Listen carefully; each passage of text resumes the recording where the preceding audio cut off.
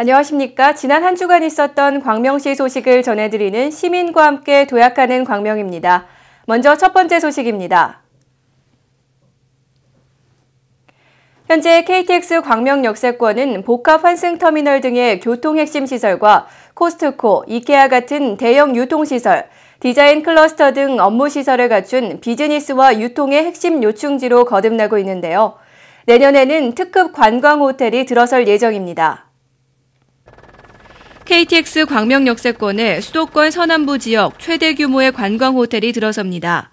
KTX 광명 역세권 일반 상업 지역 부지에 지하 5층, 지상 20층 규모로 지어질 관광 호텔은 총 225개 객실과 1,200석의 컨벤션 센터, 야외 정원 등을 갖출 예정으로 오는 7월 착공을 시작해 2014년 12월 준공을 목표로 하고 있습니다.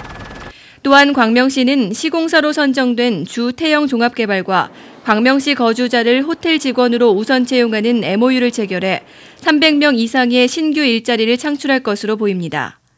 시 관계자는 KTX 광명 역세권에 특급 관광 호텔이 들어서면 외국인 관광객 유치, 세수 확대 등 지역 경제 활성화에 기여할 것으로 기대된다고 밝혔습니다.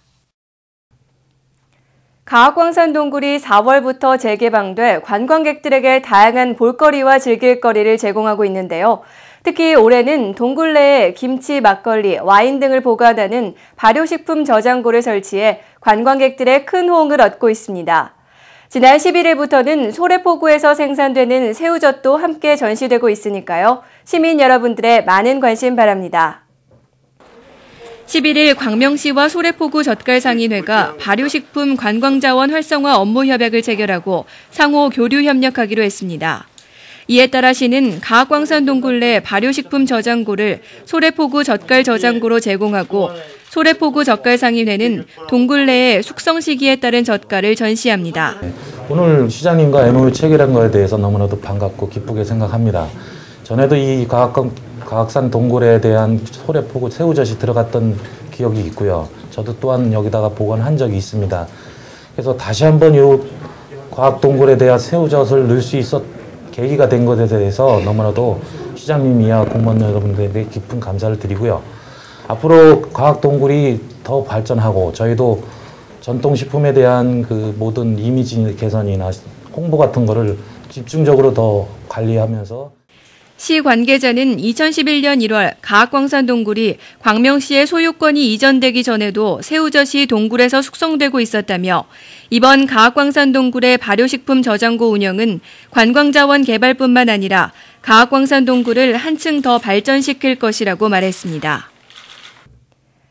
광명시는 관내 노인 계층을 대상으로 방문 건강관리, 치매치료 관리비 지원, 노인 실명 예방사업 등 다양한 보건 서비스를 제공하고 있는데요. 내년에는 광명시 보건소에 노인 건강증진센터가 설립돼 더욱 체계적인 노인 맞춤형 건강 프로그램을 지원할 계획입니다. 광명시 보건소가 4월부터 증축 공사를 시행합니다. 증축되는 2층에는 노인건강증진센터가 설립될 예정이며 3층에는 현재 광명시 노인요양센터 내에 위치한 정신보건센터가 이전해 새로 개소합니다. 올해 안에 완공해 내년 초부터 운영될 노인건강증진센터는 신체기능회복실과 낙상평가 및 훈련실, 인지건강증진실, 그룹운동실, 휴게실을 갖춰 재활과 운동치료 등 노인 맞춤형 건강 프로그램을 제공할 계획입니다. 한편 현재 광명시 60세 이상 노인은 광명시 전체 인구의 12%로 약 4만 3천여 명에 달하며 앞으로 노인건강증진센터가 운영되면 광명시 노인 수명 연장에도 기여할 것으로 보입니다. 잠깐 차를 세워둔 사이 불법 주차로 단속돼 난감했던 경험 한 번씩은 있으실 텐데요. 광명시는 5월부터 불법 주정차 무인 단속 문자 알림 서비스를 실시합니다.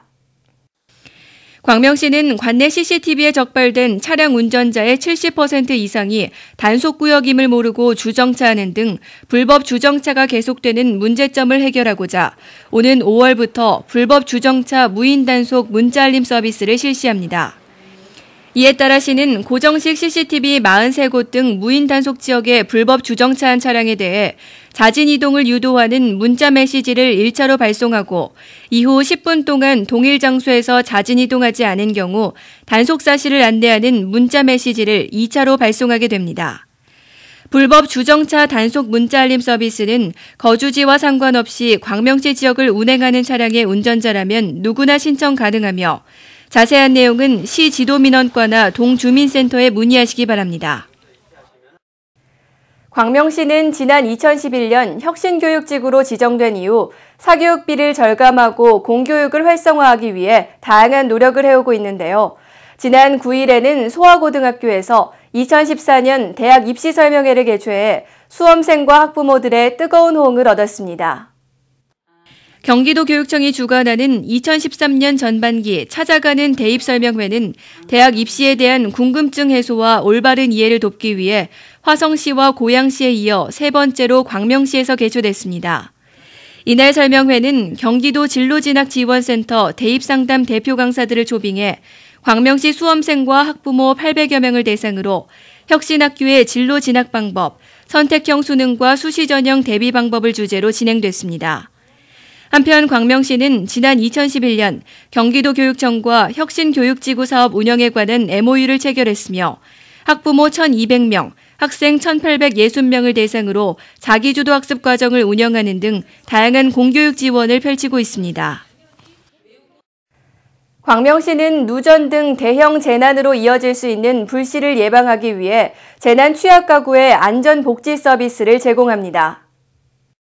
광명시는 기초생활보장수급 가구와 중증 장애인 가구, 독거노인 가구 등 관내 재난 취약 300여 가구를 대상으로 안전복지 서비스를 제공합니다. 시와 한국전기안전공사는 4월부터 6월 20일까지 재난 취약 가구에 방문해 누전 차단기 상태와 옥내 배선의 적정 여부 등 전기시설을 점검하고 무료 개보수를 지원합니다.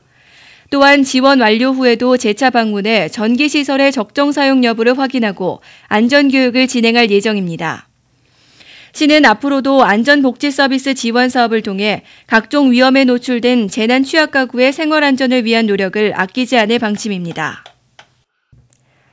때 아닌 추위와 봄비가 물러가고 이제 본격적으로 봄을 즐기러 봄꽃나들이 계획하시는 분들 많으실 텐데요. 광명시는 2013년 봄꽃축제를 개최해 광명시민의 축제회장을 마련합니다. 2013년 봄꽃축제가 오는 20일과 21일 이틀간 안양천 특설무대에서 열립니다. 첫째 날인 20일에는 광명 어린이집 재능발표회와 학생 글짓기 대회, 농악단 소년소녀합창단의 시립예술단 봄 콘서트, 조성모 플레이보이즈 등 인기가수와 비보이 팀의 축하 공연으로 꾸며지며 21일에는 봄바람 어르신 장기대회, 청소년 댄스와 밴드 공연 등이 열릴 예정입니다. 이 밖에도 이틀간 저녁 7시에는 시민 어울림 축하 무대가 진행되고 부대 행사로 가족 포토존 체험, 바람개비 날리기 대회, 다문화 체험도 마련됩니다. 시는 아름다운 봄꽃을 배경으로 광명 시민의 축제회장을 마련하기 위해 매년 봄꽃 축제를 개최하고 있으며 감성과 힐링을 주제로 펼쳐질 이번 2013년 봄꽃 축제에 시민 여러분들의 많은 참여 바랍니다.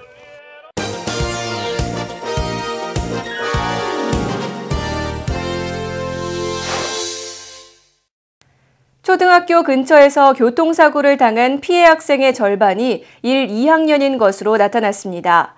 특히 입학 시즌인 봄에 사고가 빈번하게 일어난다고 하는데요. 아이들에게 차 조심하라는 당부의 말도 좋지만 꼭 지켜야 할 교통 질서들을 직접 가르쳐주는 건 어떨까요? 광명시 어린이 교통교육장에 가면 아이들이 신나는 체험을 통해 교통 질서를 배울 수 있다고 하는데요. 함께 가보시죠.